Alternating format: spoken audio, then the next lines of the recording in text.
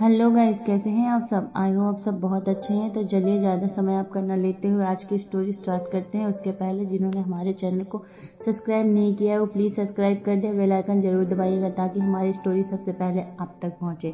तो चलिए स्टार्ट करते हैं। आज की कहानी है मूर्ख बंदर की कहानी। एक घना जंगल था, वहाँ बहुत से जंगली जानवर रहते थे। उसमें से एक था आलसी सुस्त बंदर। वह इतना बड़ा कामचोर था, ना तो वो अपने भोजन की तलाश में जाता, ना ही अपना काम खुद करता। एक दिन की बात है, बंदर को लगती है भूख, तो वह अपने लिए खाना ढूंढ लेना छोड़ इस उम्मीद में रहता कि कोई उसे खाना लाकर दे दे। इतने ही देर में एक हाथी वहां से केला खाते हुए गुजरता रहता, तो बंदर हाथी को केला खाते हुए देख लेता है। तब उसके पास चला जाता है, जाके उसका केला छीन कर खा लेते हैं, जिस पर हाथी को गुस्सा आ जाता है। हाथी बंदर से कहता है, हाथी ओए बंदर, तुझे शर्म नहीं आती? मेरा भोजन छीन के खाते हो। एक तो भोजन नहीं ढूंढते हो और ऊपर से मेरा भोजन छीन कर खा लेते हो, वह भी मेरे ही सामने। बंदर, अरे दोस्त, क्यों गुस्सा हो रहे हो? आगे से मैं तुम्हारा भोजन नहीं छीनूंगा। यह कहकर बंदर वहां से चला जाता है।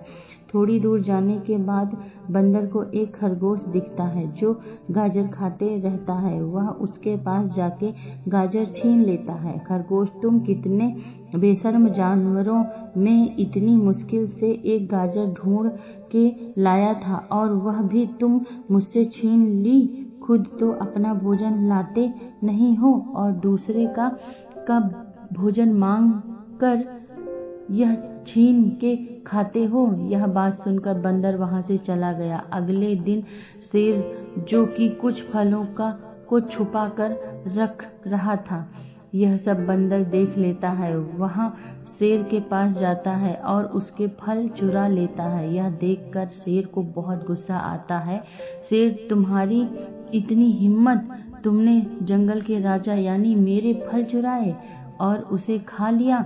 तुम इसी जंगल के जानवर हो, इसलिए तुम्हें छोड़ रहा हूँ, वरना तुम कल का सूरज नहीं देख पाते। चले जा यहाँ से और मुझे दोबारा दिखाई मत देना। शेर की आवाज सुनकर बंदर दुखी हो गया और वहां से चला जाता है। जाते जाते दोपहर हो जाती है। फिर उसको एक आम का पेड़ दिखता है जिसमें पके पके रसीले रंगीले रंग के आम फल हुए रहते हैं।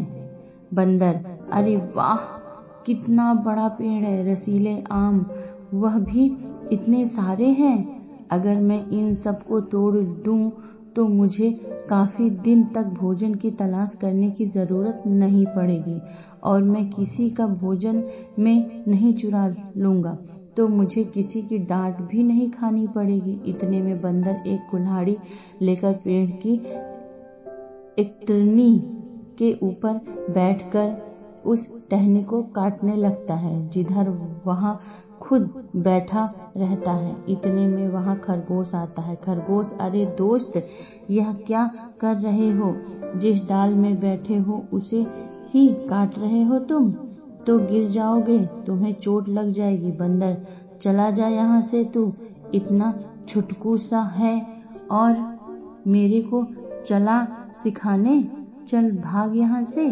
तभी वहां हाथी भी आ जाता है। हाथी, अरे दोस्त, यह क्या कर रहे हो? ऐसे में तो तुम गिर जाओगे। बंदर, यह सारे आम मेरे भोजन हैं, मैं अपना भोजन खुद ढूंढ रहा हूँ, तुम्हें इससे क्या? थोड़ी देर में शेर भी वहां से जाता है और बंदर को समझाने की कोशिश करता है, लेकिन बंदर शेर की भी बात नहीं मानता और उसे भी जाने को कहता है। लेकिन इतने में ही वह डाल कट के नीचे गिर जाती है। बंदर को चोट लगती है। तब शेर कहता है, शेर, देखा बेवकूफ, हम तुम्हें इतनी देर से यही तो समझाने की कोशिश कर रहे थे।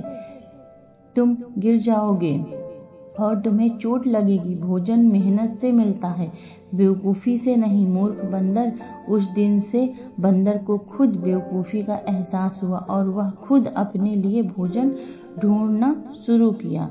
कहानी की सीख, हमें यह कहानी से यह शिक्षा मिलती है कि किसी मूर्ख को समझना खुद का सर पत्थर में मारने के समान है। मुझे उम्मीद है कि आपको मूर्ख बंदर की कहानी पसंद आई होगी।